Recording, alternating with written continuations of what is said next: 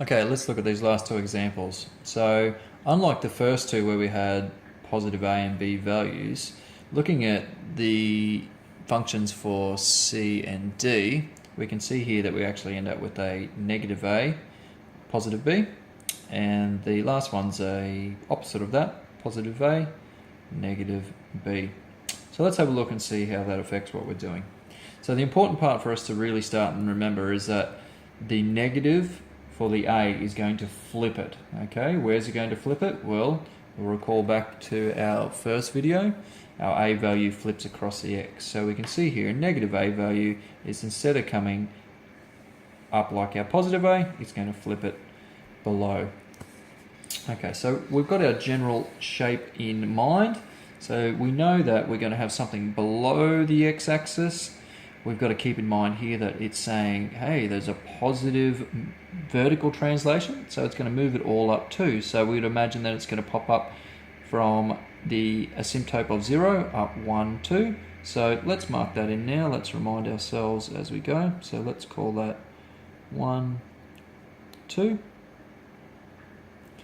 So we can whack that in already. So we know the asymptote is going to touch, or not touch I should say. It'll approach that but never ever ever touch it.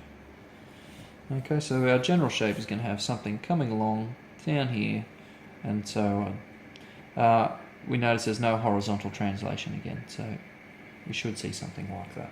Alright, so let's go and explore some of those significant points. So we always like to start with 0, so let's do x is 0. So when x is 0, our function was y equals negative 3 to the x plus 2. Let's sub in that 0. 2 to the power of 0 is 1. So it's negative 3 plus 2, which is negative 1. So we end up with the point 0, negative 1. Alright, so that's one significant point. We can go ahead and put that on our graph. So 0, negative 1.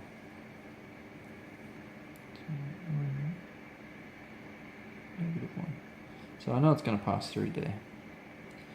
Okay, let's keep going. So in this case, we need to consider which side of the line do we really want, what's going to be most beneficial to us. In fact, if we're thinking about it's coming down this way and then it's going up, well, we can see that, I shouldn't say up really, should I? It's actually getting more and more negative, but the exponential is going to be more increased as we go further and further into the negative y territory. So let's examine on the right side, which is our positive x again. So we're still going to stick with our when x equals 1. Alright, so we've got y equals negative 3 to the x plus 2. So it'll be 2 to the power of 1, which is 2. Negative 4. Oh, silly me.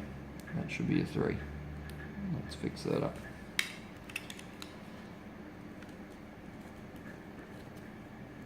Okay, I'll try it again. So we had equals, it was a negative 3, and we said 2 to the power of 1 is 2. Okay, so we need to do our multiply, so we'll end up with negative 6, add 2, which will give us negative 4. So when x is 1, our y value is negative 4. So let's pop back over to our graph. So we've already put in our first significant point of 0, negative 1, 0, negative 1. Now we can put out our next point, which is 1 and negative 4. So if we've gone down 1, 2, 3, 4, so that's going to be approximately there.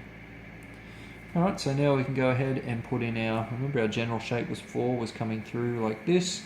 We noted that we moved it up 2. Okay, so as it comes from our asymptote,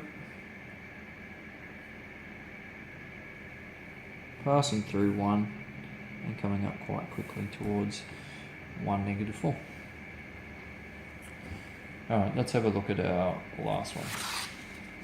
Okay, so in this case, we've ended up with a positive a value and a negative b value.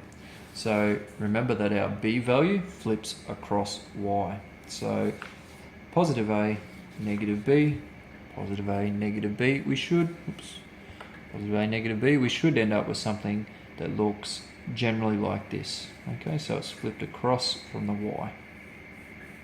Alright, so keeping that in mind, we make a note that the real exponential side is actually coming out over when the x values are negative. So when we do our significant point, rather than try and find out what's happening over here, it's going to be more value for us to actually see how quickly our graph is actually shooting up. So we'll stick with x equals -1 in this case. So let's go ahead and do that. So like I said, we always love to start with when x equals 0, but we also want to check out when x equals -1 for this one. Alright, so let's get stuck into it. So our equation, or our function, over here did have the fraction, but when we went through and got it all the way down to simplified version, we ended up with y equals 2 to the negative x minus 1.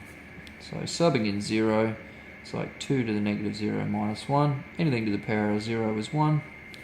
1 minus 1 is 0. So when x is 0, y is 0. So on our graph, we know it's going to go smack bang through the origin. Let's find out when x equals -1. So starting with our function. So it's actually a minus minus, or a negative negative, and we know they turn into positives. That's 2 to the power of 1 minus 1. 2 to the power of 1 is just 2. 2 minus 1 is 1. So our point when -1, our value for y is 1. Okay, so let's go ahead and also put that one on our graph. So we've got our origin. We're interested when we move back to -1, it would come up 1. So we've got another point there. So far, things are looking good. Remember when we're talking about our positive a value, negative b, positive a value, negative b, we should be getting something coming down, and looks like we're getting that nice motion here now. Alright, so what else do we need to keep in mind? Well, we haven't really talked about our asymptote, where it's going to approach, so let's put that in. We know it's going to approach -1. So I'll put a little reminder for us that it's going to approach along here. Alright, so now we've time to finish off. We know that coming from the top here, it's going to come down, and it's going to continue to approach our asymptote.